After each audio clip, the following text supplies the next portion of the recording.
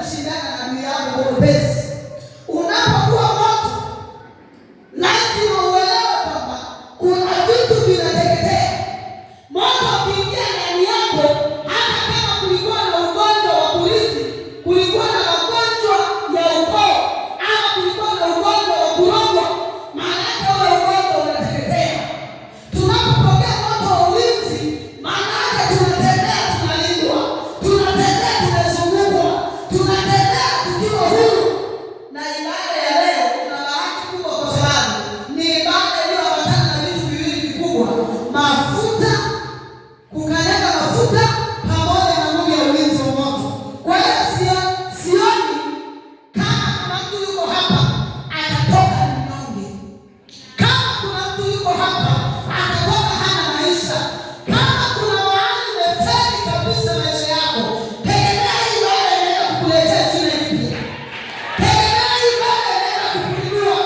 Hii ibada ya kukanyaga mafuta na ibada ya nguvu ya moto, kuna mtu hana maisha kabisa, kuna mtu hana biashara kabisa, lakini tegemea baada ya ibada hii utaanza kuonekana kwa jina la Yesu aliye hai. Haleluya, haleluya. Nguvu ya ulinzi wa moto. Usipolindwa na moto, unaweza ukaonewa. Adui anaweza akatuma mishale, anaweza akatuma mateso, anaweza akaachilia magonjwa, kwa sababu hauna kitu cha kukulinda.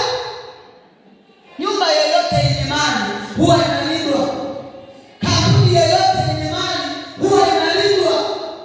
Ndio maana hata Tanzania tunalindwa na jeshi la ulinzi, kwa sababu Tanzania ni kisiwa cha mali, na Tanzania ndani yake kuna mali.